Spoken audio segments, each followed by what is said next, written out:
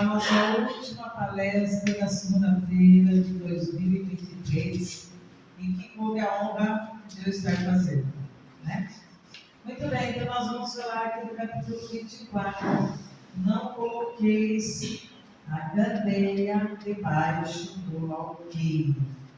Vamos lá entender o que Jesus quis nos dizer sobre candeia, alqueire.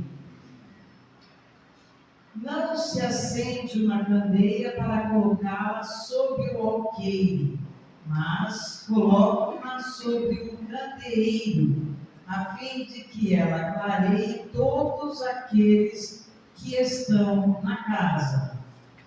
Muito bem, lá vem Jesus de novo falando para nós em parábolas e como cada um de nós vai interpretar. Vamos lá entender o que é candeia, né? Candeia e alqueire representam a simbologia da transmissão de um conhecimento. A transmissão do conhecimento deve ser proporcional à compreensão do ouvinte.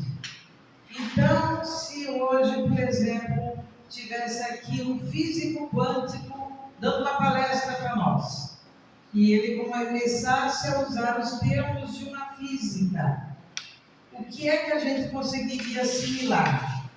Quem é bom de física aqui? Pode levantar a mão. Júlio?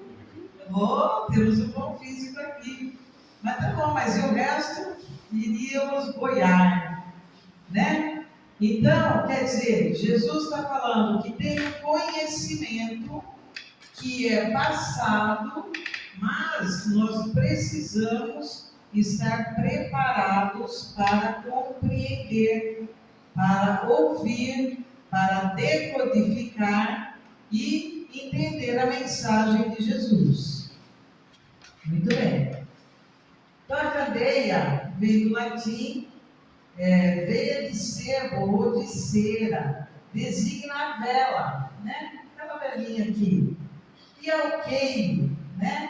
Que é esse recipiente onde as pessoas de alguma forma viravam, colocavam a candeia embaixo e o alqueire em cima. Basicamente é isso, a candeia e o alqueire. Então vamos lá, na explicação, a gente pegar de Kardec um pouquinho.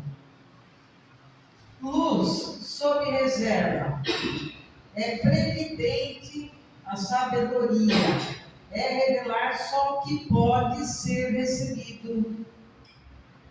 Jesus também tem aquela parábola que fala, não julgar as pérolas aos porcos. Mesma coisa, a gente vai falar uma linguagem e de repente o que é que as pessoas vão compreender? Nós estamos preparados para compreender? Jesus naquela época ele vem e fala de um Deus único. O povo sabia, tinha condições de estar compreendendo aquilo que ele falava. Como é que Jesus foi recebido? A gente sabe que ele foi então, crucificado. Se ele foi crucificado, o povo daquela época conseguiu compreender as mensagens de Jesus? Sim ou não? Não. Todo mundo é verdade. Poucos compreenderam, né? Foram feitos as passagens, as cartas, né? Para tentar passar todo esse conhecimento de Jesus. Mas poucos o compreenderam, sem dúvida, né? Então, só ia revelar o que se podia ser recebido pelo povo. Assim procedeu Jesus e procedem hoje os espíritos. A doutrina espírita, ela é riquíssima de conhecimento, riquíssima de informação, mas tem muitas coisas que a gente ainda não sabe. Por exemplo, como é que a gente tem essa união do perispírito, do feto? Que horas que esse feto entra? A mulher acabou de engravidar.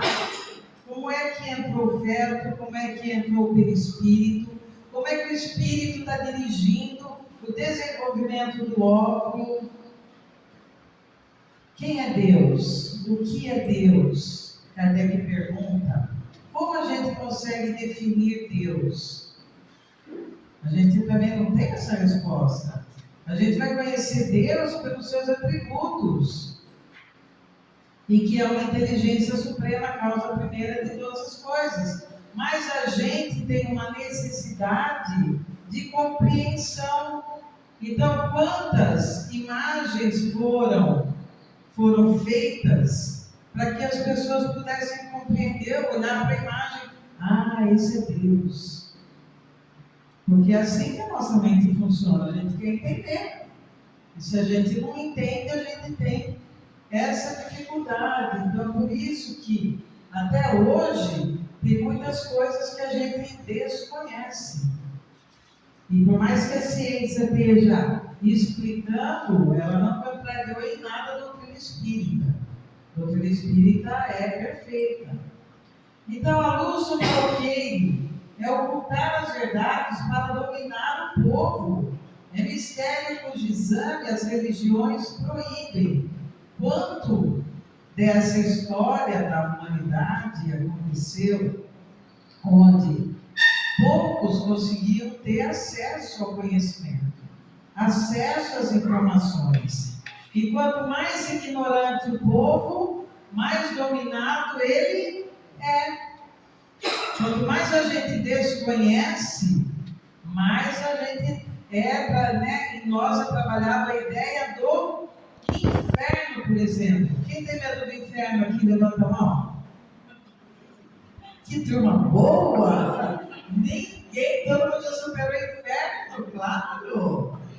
Nós temos o conhecimento, nós estamos sabendo como é o funcionamento do mundo, do mecanismo, das reencarnações, da lei de ação e reação. E a gente vai ter medo do inferno? Né? A gente vai ter medo da morte? Sim ou não? Não, não é para termos mais medo da morte, porque passa a ser algo da nossa natureza. Todo mundo vai desencarnar aqui? Alguém vai ficar? Não. Então a gente vai lidar com isso. E quanto mais a gente compreende a continuação da vida no mundo espiritual, melhor a gente se entende com a questão da morte, com a questão daqueles que vão partir antes da gente, com a questão de filhos que partem antes dos pais e das mães, né? Maior o nosso entendimento. Mas, se a gente está aqui proibido de compreender o mecanismo que a gente sabe como funciona no mundo, os dogmas limitam o entendimento. E diante desses dogmas a gente não questiona, a gente não raciocina, a gente não procura ter um entendimento e a gente fica então sem conhecer. E é isso que nos aterroriza, porque a nossa fé é raciocinada, né? Muito bem. Aí vem Jesus de novo e fala, mas olha, não há nada secreto que não venha a ser conhecido. O que significa isso? Que o homem conhecerá um dia todos os mistérios, mas não significa que o homem pode conhecer hoje todos os mistérios, a gente não sabe. Quando os espíritos superiores, que é a outra escala da ordem dos espíritos, o que vem depois, Jesus é governador da Terra e dos outros planetas, como funciona? Qual o conhecimento que a gente tem? Nem desse planeta, quanto mais dos outros, né? Nem do nosso corpo nós não temos o conhecimento, quanto mais do vírus ainda que está atacando a nossa humanidade. Então, qual é o nosso conhecimento? Nós estamos muito limitados e ainda não estamos preparados para saber de muitas coisas. E é por isso que a cadeia vai ficar lá baixinho, né? Mas um dia vem. Muito bem. Mas nós somos seres inteligentes. Fomos criados todos simples e ignorantes no saber. E a cada jornada reencarnatória a gente traz um aprendizado que é a bagagem do Espírito. Esse aprendizado é o que permanece conosco na eternidade e nos acompanha. Então, se em um ano a gente aprendeu e conheceu determinados conhecimentos, né? Na outra encarnação, na outra, esse é o nosso tesouro. Isso é o nosso registro acástico, né? Que está dentro de cada um de nós, né? E nisso temos a nossa inteligência, tem que ter uma utilidade, claro, né? Pois é, Deus deu a inteligência ao homem para compreender as coisas da terra e as coisas do céu. A gente faz isso, a gente procura conhecer as coisas do céu, a gente se empenha no nosso dia a dia, na busca pelo nosso aprendizado. Kardec também fala para nós, né? Amai-vos e instruí-vos. E a gente precisa estudar. A gente precisa buscar conhecimento. A gente precisa enriquecer a nossa experiência com principalmente a base da doutrina espírita, que é o livro dos Espíritos, livro dos Médiuns, Evangelho segundo o Espiritismo, Céu e Inferno. A Gênese vocês podem deixar um pouquinho, porque ela é mais difícil mesmo, não é? Mas a base é o livro dos Espíritos. E a gente precisa se empenhar, porque quando a gente tem uma aula aqui do livro dos Espíritos, a gente não tem metade das pessoas aqui na sala. Que dificuldade a nossa para querer se empenhar na busca por esse conhecimento. Mas nós precisamos, somos seres inteligentes. Se a gente não usar da nossa inteligência, ela vai ficar o quê? Paralisada, não é isso? Se a gente não usa determinada região de neurônios, eles acabam ficando lá. Ficam indo igual os programas de computador. Eu tenho uma série de programas. Se eu não uso um, não uso outro, eles vão ficar parados. Mas não significa que eles deixaram de existir. A hora que eu precisar, eu acesso. E por que é que a gente, como princípio inteligente, não acessa também essa inteligência que precisa ser desenvolvida em cada um de nós, né? Então, em especial, o que a gente vai trabalhar, né? Não colocar a luz sobre alguém quando o homem raciocina sobre a sua fé. Não colocar a luz sobre alguém quando o homem raciocina sobre a sua fé. Quantos chegam, por exemplo, à nossa casa espírita e questionam: por que Deus fez isso comigo? Por que Deus não olha para mim? E a gente tem essa resposta. Que resposta a gente dá? Por que é que você não se sente no meio de Deus? E tem uma palestra que eu adorei do André Moreira, que ele faz uma colocação bárbara.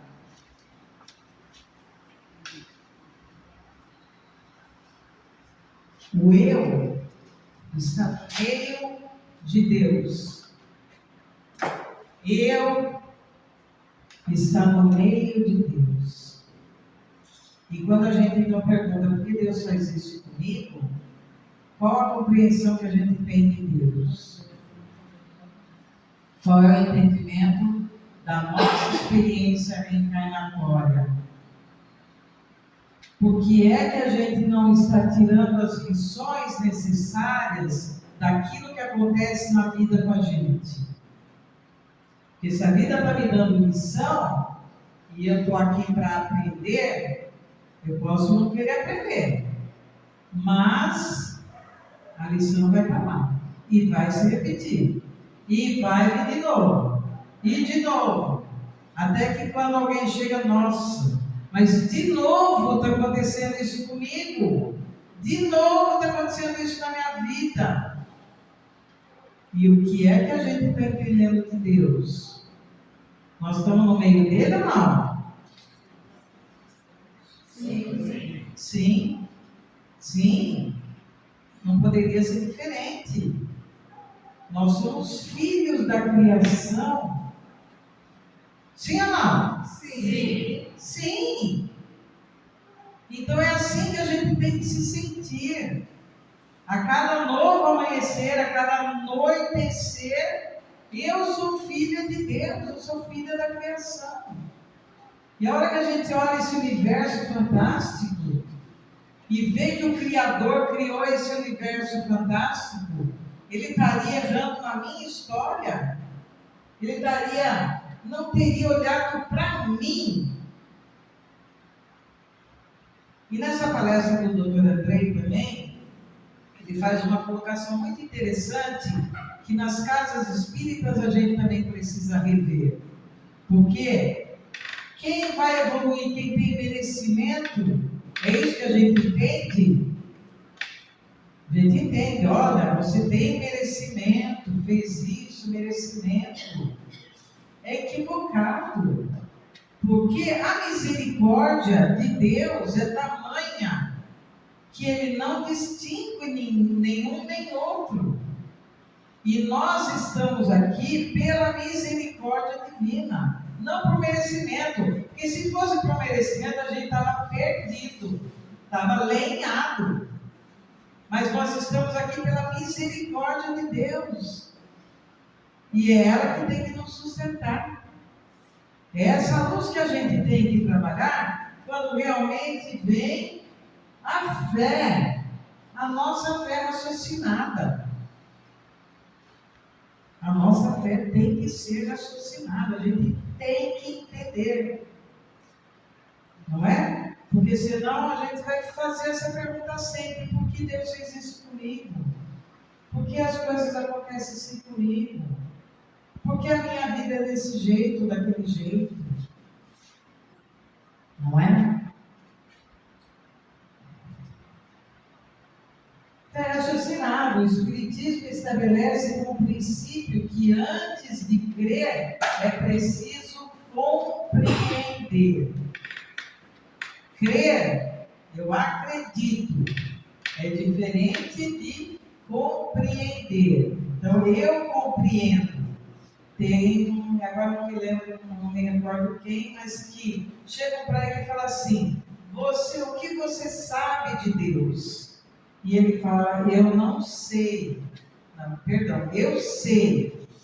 Eu não consigo falar, mas eu consigo sentir. É essa ligação. É essa conexão criatura-criador. É essa busca de cada um de nós aqui na vida.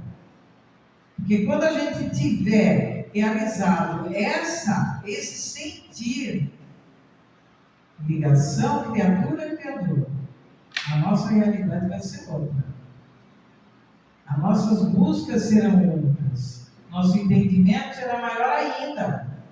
E a nossa vida terá um sentido fantástico. Não é? Muito bem. Então, as candeias são os instrumentos que produzem a luz. A luz se produz no interior da candeia como resultado da combustão do óleo, assim como a luz dos discípulos do Cristo deve se desenvolver primeiramente em seu íntimo, como resultado da sua capacidade de interpretar a verdade e apropriar-se dela para a sua transformação moral. A luz, a partir do momento que a gente acende uma luzinha, a gente consegue ter uma visão um pouco melhor do que quando a gente entra num ambiente e está tudo completamente escuro. Está escuro aquele ambiente, mas daí aparece um vagalume e a gente já consegue ver um pouquinho melhor. Daí a gente já põe uma velinha, consegue ver um pouquinho melhor, até o momento da gente acender essa luz. Esse é o conhecimento. É um processo dentro de cada um de nós que vai gerando transformação. Mas, eu tenho que transformar o que exatamente, né? Será que a gente já sabe o que a gente tem que transformar? Né, Ricardo? Nós temos muito a transformar, porque nós somos seres imperfeitos da criação. E por isso somos humanos. Mas a partir do momento que eu sou imperfeito e eu me sinto como um ser humano, a gente vive as experiências em acertos e erros. A gente acerta mais ou erra mais? Mas vocês são espíritos de luz, você vai ter mais, não pode ser, não? Né?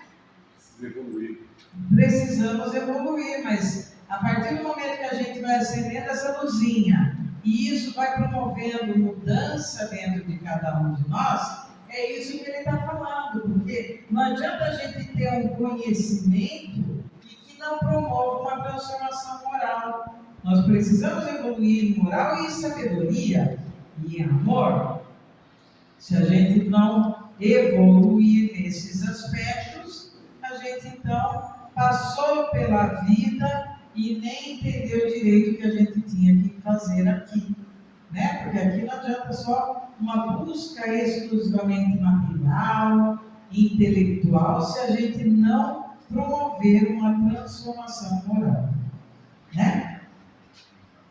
Muito bem, mas quando a qualidade da luz depende da qualidade do combustível que produz a luz, assim é que mais adiante, no Sermão da Montanha, Jesus volta a se utilizar da figura da candeia. A candeia do corpo são os olhos. De sorte que, se teus olhos forem bons, todo o teu corpo terá luz. Se nossos olhos forem bons, todo o nosso corpo terá luz. Isso a gente precisa interpretar ou está claro do que Jesus falou? Alguém tem alguma dúvida daqui? Se o meu olho for bom, o que significa meu olho ser bom? Eu vou ver só boas coisas ou vou ver o quê?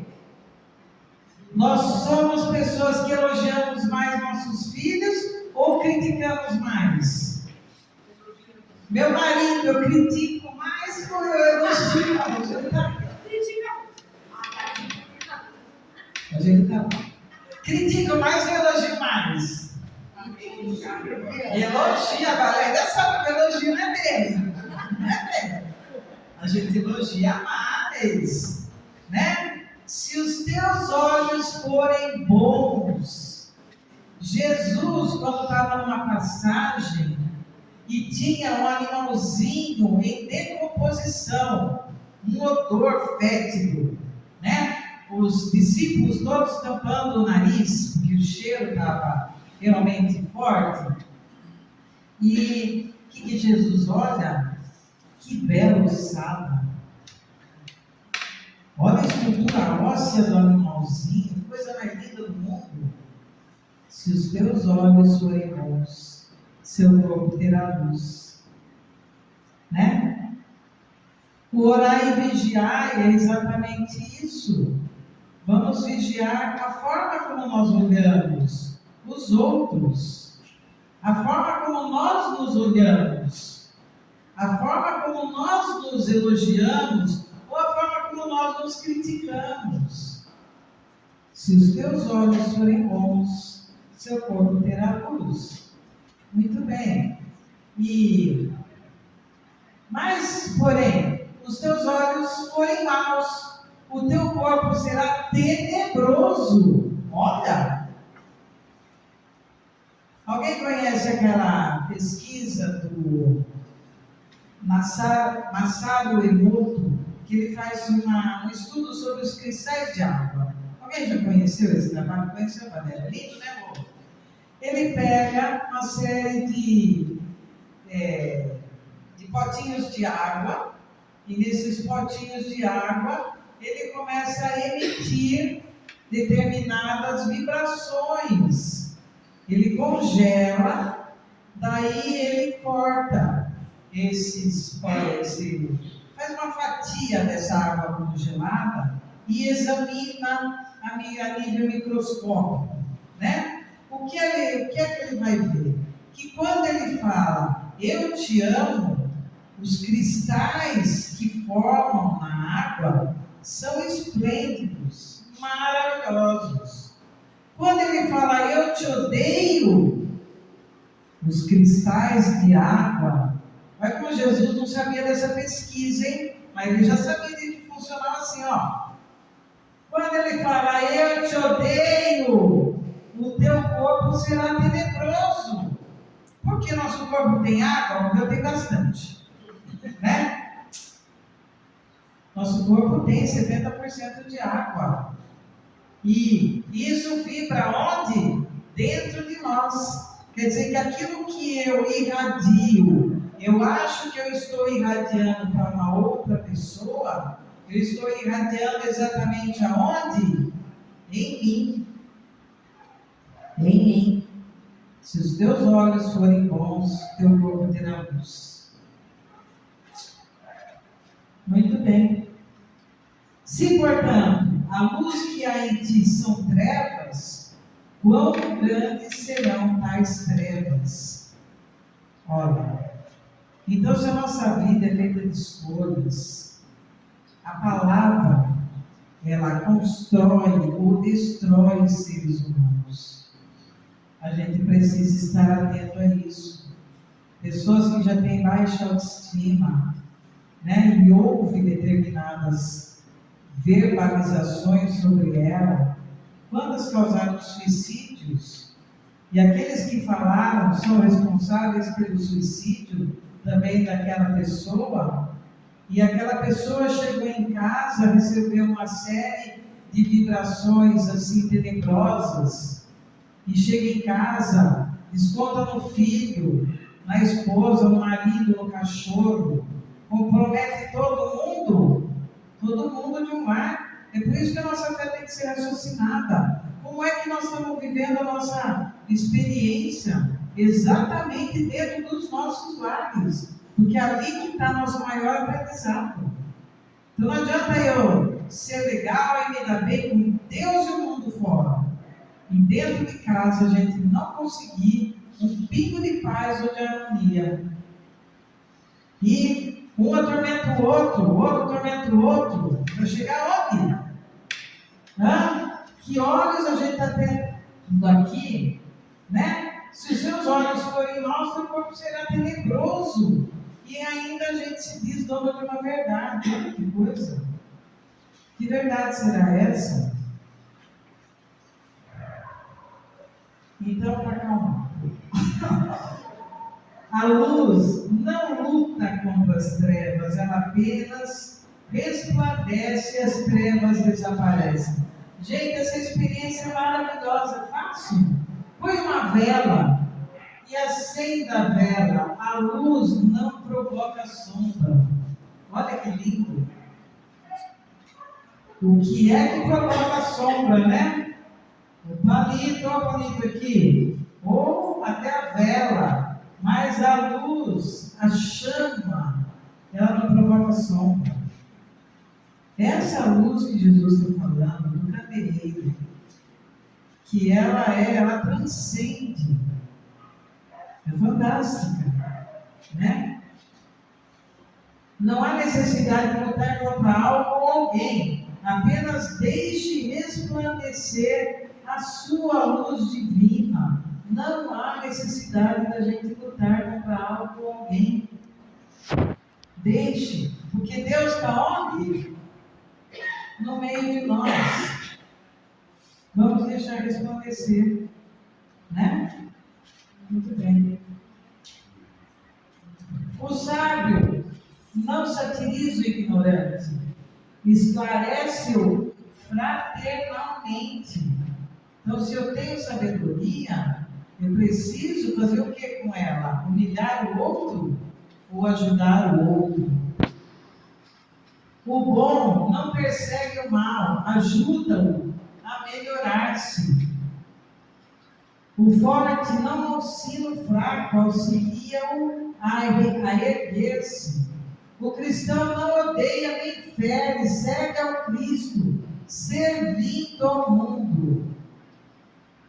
De outro modo, os títulos de virtude são meras capas exteriores que o tempo desfaz. A mensagem lembrando isso. Então, se eu for sábio, se eu for bom, boa, se eu for forte, se eu for cristão, mas eu sou isso. E quais são as nossas atitudes? Porque os rótulos não dizem absolutamente nada.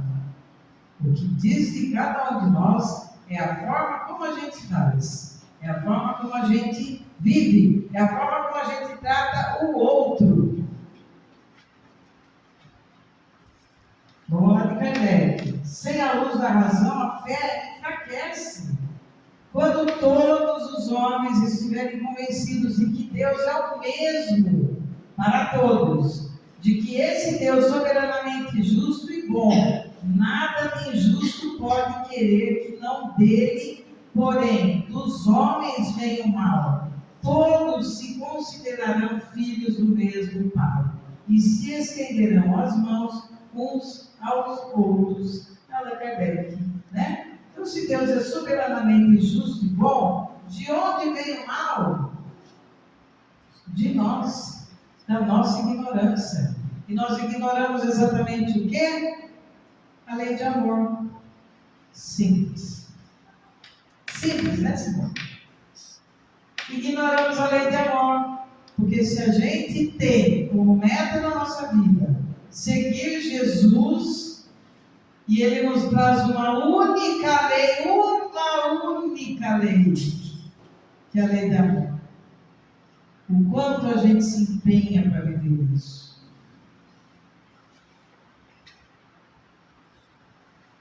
Portanto, duas falas de Jesus. Eu sou a luz do mundo, quem me segue de modo algum andará em trevas, mas terá a luz da vida. Enquanto estou no mundo, sou a luz do mundo. João. Eu, que sou a luz, vim ao mundo para que todo aquele que crê em mim não permaneça nas trevas. Quer dizer, as trevas são a nossa ignorância. A luz é a busca pelo conhecimento. E se Jesus traz para cada um de nós as bem-aventuranças, bem-aventurados os brancos, os mansos, os humildes, os pacíficos, bem-aventuradas as crianças. Olha, se a gente compreender só o sermão da montanha, a gente já entendeu muita coisa para essa encarnação e para as outras também, né? É bastante aí para o nosso aprendizado, porque vai estar exigindo muito de cada um de nós. Muito bem, então, eu sou a luz do mundo. Compete a cada um de nós seguir essa luz, seguir os ensinamentos, nos esforçarmos para sermos melhores, transformando aquilo que em cada um de nós precisa ser transformado, renovado. Tudo bem? Muito bem, então, para encerrarmos, nós vamos comemorar o Natal cantando uma música juntos, né? Vamos lá? Roupa nova. Som.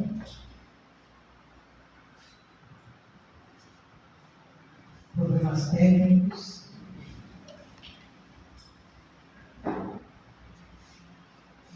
Vamos.